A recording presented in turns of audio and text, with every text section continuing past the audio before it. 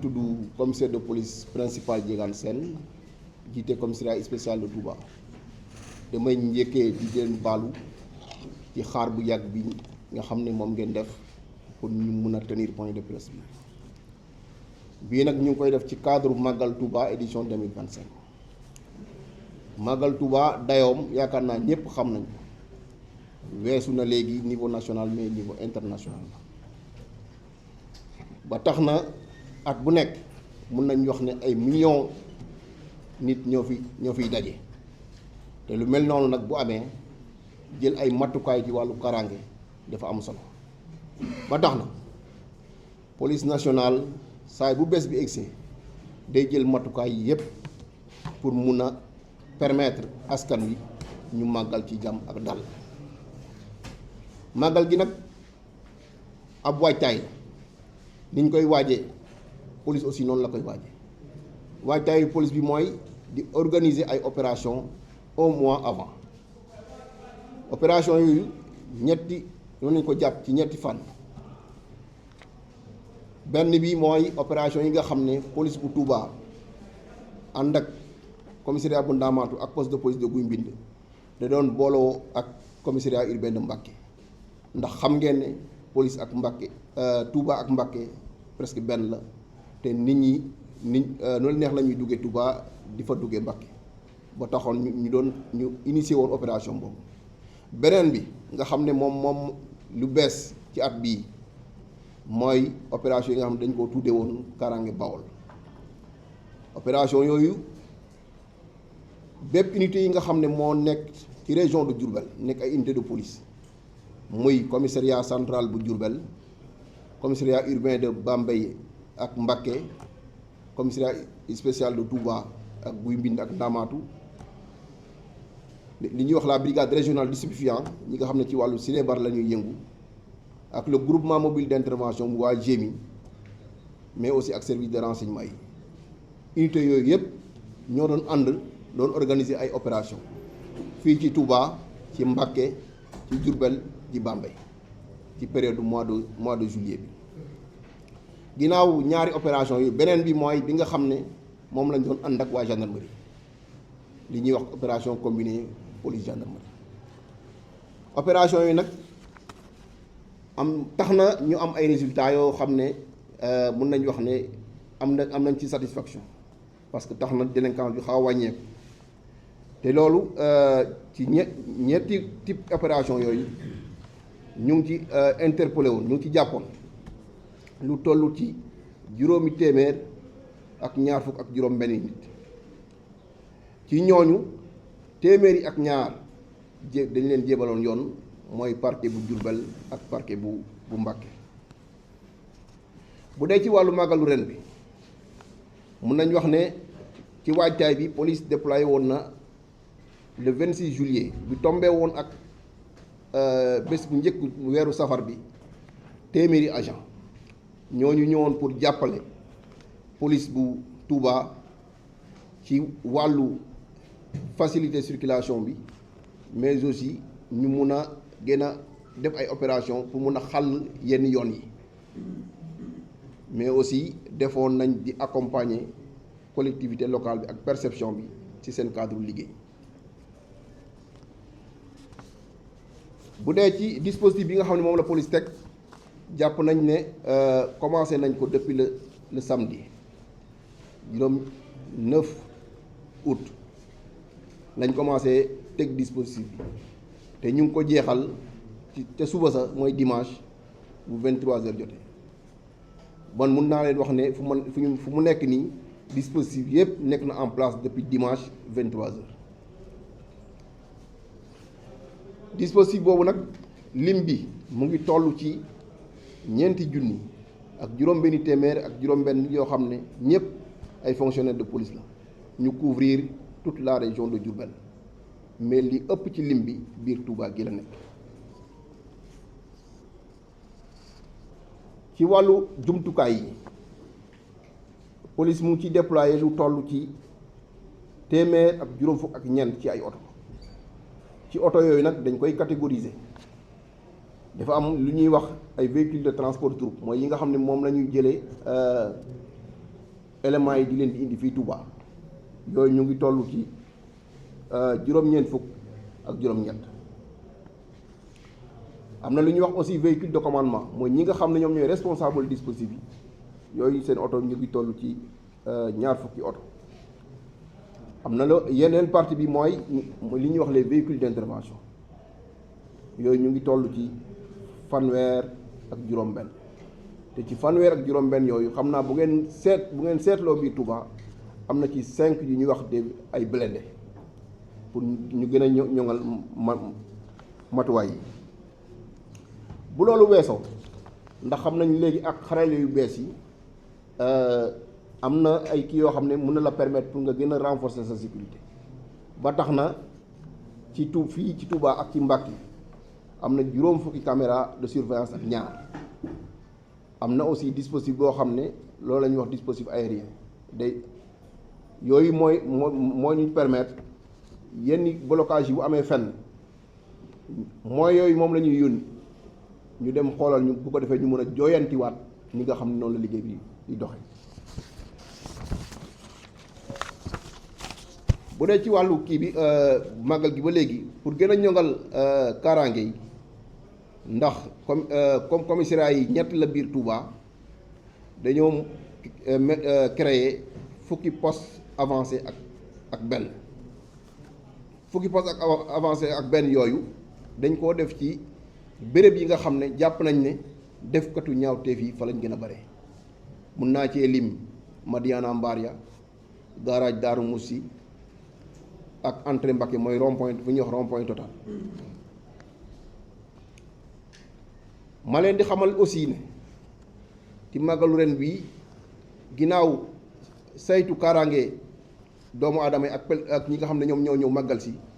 police aussi déployé na ñaari poste médical benn bi ñu ngi ko samp fa nga xam ne mooy tóokóor ba fa nga xam ne li ëpp ci limu police bi fa la ñuy nekk mais beneen bi police da cee ànd ak si waa système sanitaire bi ñu samp ko ci poste de santé bu Madiana ñaari poste yooyu yëpp ñu ngi faj nit ñi leen di may ay garab te duñ fay dara dañ koo def daaw nag gis njeexital bi ba tax ren jii ñu tollantiwaat ko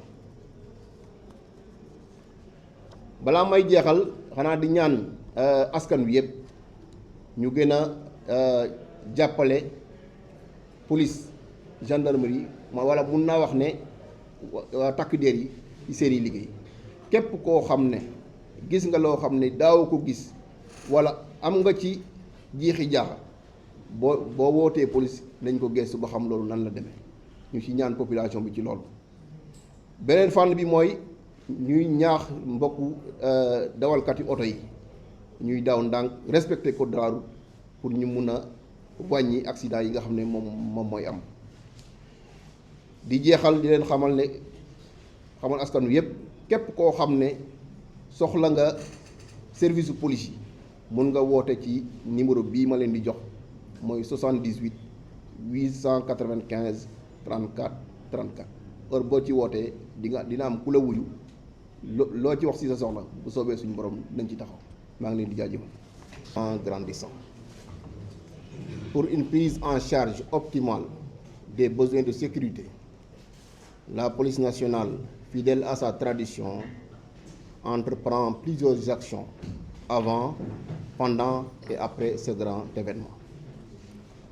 Durant la présente édition, encore cette démarche a été reconduite avec le déploiement de moyens humains et matériels très conséquents et la mobilisation de tous les niveaux,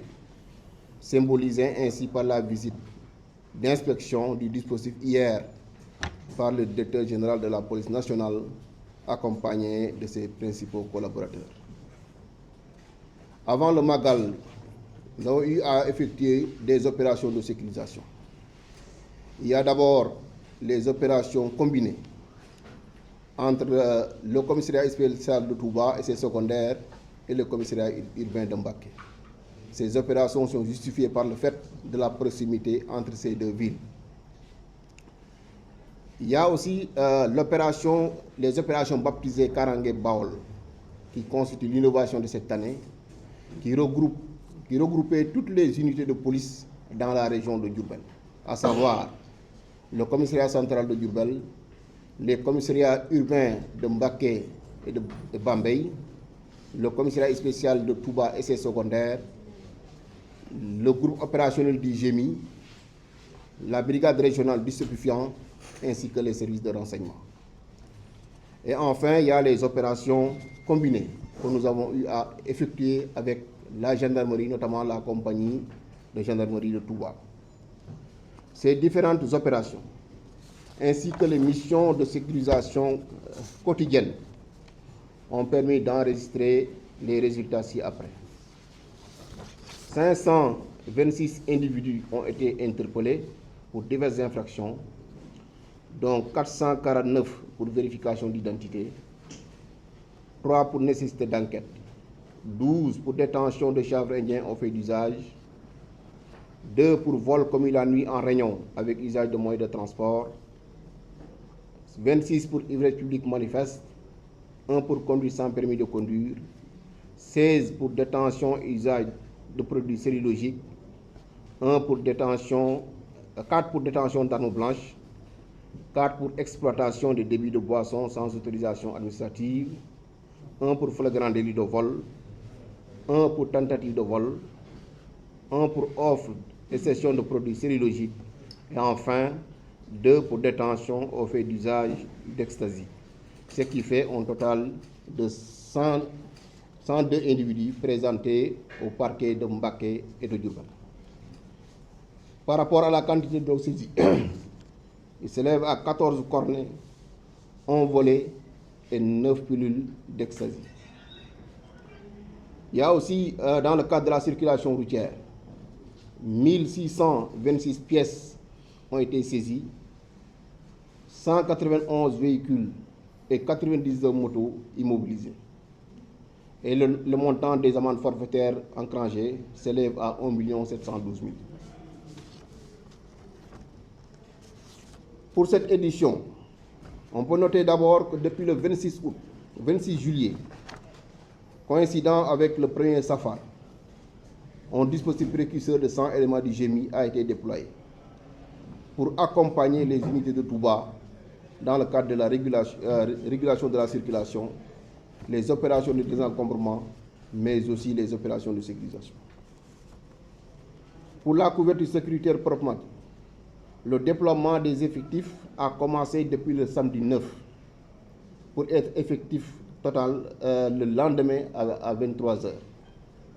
Ce dispositif est constitué de 4606 fonctionnaires de police relevant des différents services et directions opérationnelles de la police nationale. Concernant les moyens logistiques, la police a eu à engager 154 véhicules répartis ainsi: 98 véhicules de transport de troupes, 20 véhicules de commandement, 36 véhicules d'intervention, dont 5 blindés,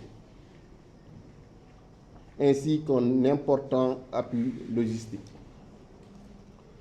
Il y a aussi un dispositif de surveillance et d'intervention qui est composé de 52 caméras de surveillance et des moyens aériens. Pour mieux densifier le maillage sécuritaire, 11 postes de police avancés ont été érigés dans les zones réputées criminogènes. Ces postes permettent de rapprocher les populations des services de police. Je peux vous citer quelques zones dans lesquelles des postes avancés ont été installés. Il y a Madiana Mbaria, garage de Darou Moussi, qui est communément appelé Buntu Pikine, le rond-point entrée Mbacké, pour ne citer que cela. La police a eu aussi à mettre en place 2 postes médicaux avancés. L'un est installé au poste de santé de Madiana et l'autre au niveau du quartier général du groupement mobile d'intervention à Tokorba. Ces postes médicaux offre des soins et des médicaments gratuits aux populations. Cette initiative de la Direction générale de la police nationale, qui est en phase de consolidation après un test réussi l'année dernière, s'inscrit dans le cadre du concept de police de proximité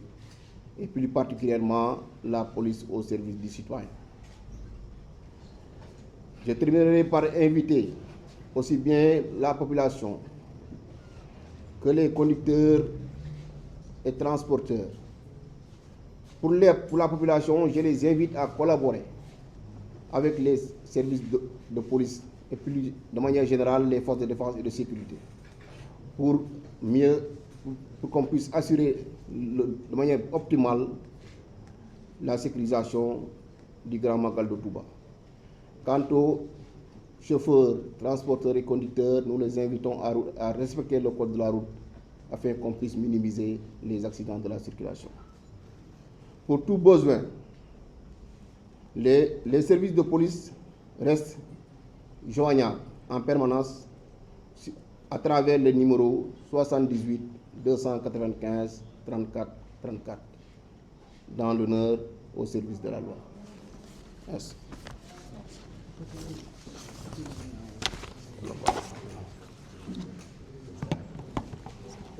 Oui, je l'avais fait.